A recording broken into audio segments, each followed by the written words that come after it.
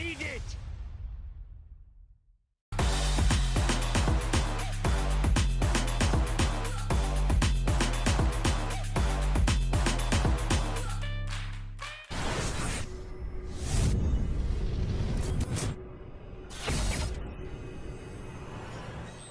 Oscar Bevis, IFL TV, proudly sponsored by The Last Take 2. No noise in the background this time, fingers crossed.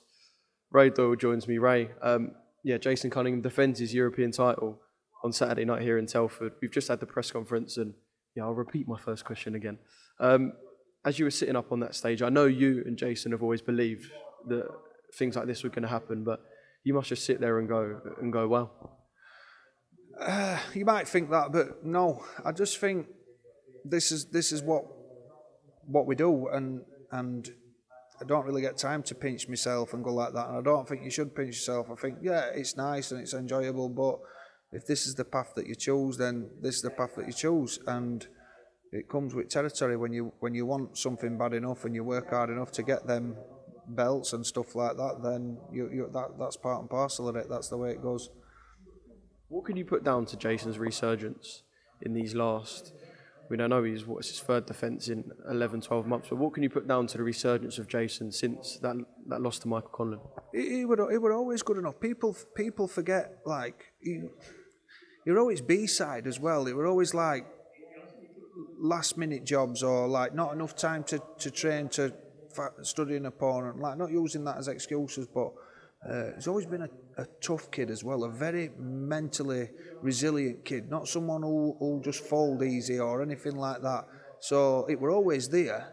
It were probably just tweaking a few things here and there along the way. Like, we've had 10 years together and like just making sure like that you're learning your craft properly.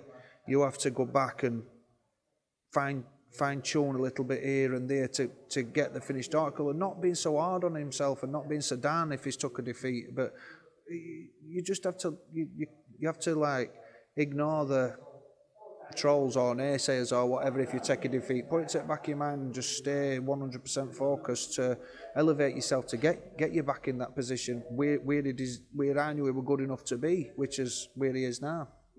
You said it's a decade that you two have been together. Yeah. People might say, what can you sort of finely tune in a camp like this? I know every opponent's different and styles make fights, but you could say, like, what can you finely tune at this point when you've known each other for a decade? Like, where are the improvements coming from?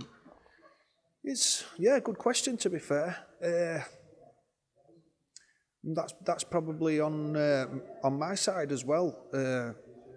I have to go in there with that mindset, that strong mindset, like I'm still dedicated to work with Jason. I'm still energised. I'm still buzzing to be in there to keep thinking, let's try this, let's keep believing in this, I have to bring that energy all the time. So, right, let's do this, let's do that, repetition, and trying it in spars and things like that. And where I feel like what we're lacking before, like, let's do this. You've just got to have an open mind, and I think that it'll come to the forefront when you think like that. Is it kind of a dangerous place to be as well? Because I can imagine, I know Jason wouldn't have changed. You can see he's such a level-headed man, but when you're at the top, I know he's, boxing's a lonely sport, and I know you two would have had times after defeats where you've probably looked at each other and gone, oh, fuck. But when you're on top, I suppose there's loads of people who are like, I'm Jason Cunningham's #1 fan now. So you're going to get probably loads of people over the last 12 months who've, I know that they're sort of trying to ride that crest with you as a team. Yeah, it's just how it goes, isn't it? It's just, you could say that, but then again, not mainly, not too much. Do you know what I mean? I think things have been kind of the same, despite the success. Yeah, that's how I'd feel. Yeah, I mean, it might be a bit different for Jason. I think we just walk a bit prouder, and maybe we should, because we've got to a good level, and it's not time to stop now. It's time to, like, right, we can't just say, all right, we've got to European title and that's it. Nobody believed we'd ever get to a European title, and people probably look and go, well, you're never going to get here, you're never going to get an homecoming, or you're never going to get a shot at a world title. But they said that before to us, so why should I believe all them people what said that? We just have to keep believing and keep trying, and we'll see where this journey ends, but enjoy it along the way. We'll talk about potentially what could be past Saturday night. But obviously we've got Terry Lecovier in front of you first. Typical Frenchman, just interviewed him, absolutely bonkers, coming with a bit of energy, but hasn't been too active in recent years as well. So, and I know you said in the press conference you've found it hard to find a lot of footage on him, so a little bit of an unknown quantity, but obviously a good fighter. Yeah, he looks very aggressive. I've been stalking like hell. He says he's changed a few things here and he's got himself a British trainer and stuff like that. Listen, he's going to be an handful. There's no easy fights at this, and we've prepared, and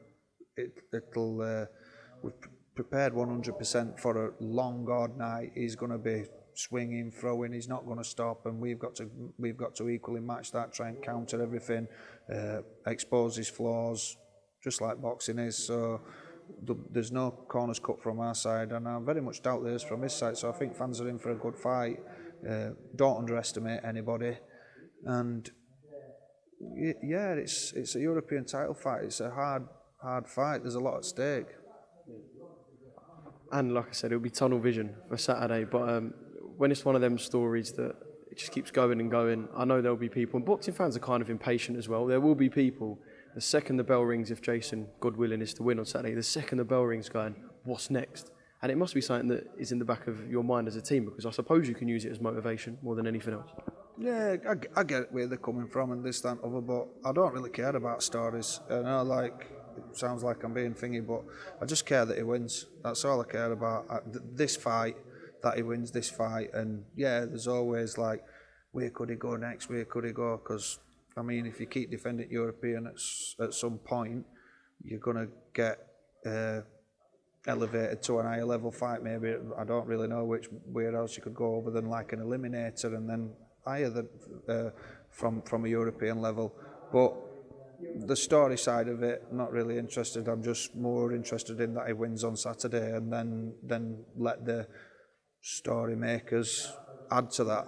That's their job. My job is that he gets the win, and that's all I'm focused on.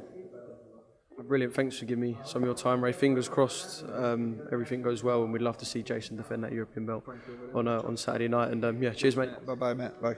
Get knocked, Sparta! No hug needed!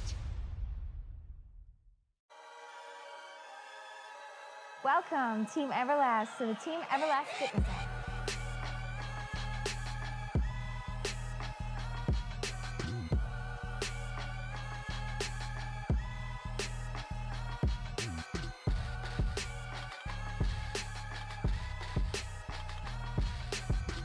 Download the Everlast Fitness app and find your greatness within.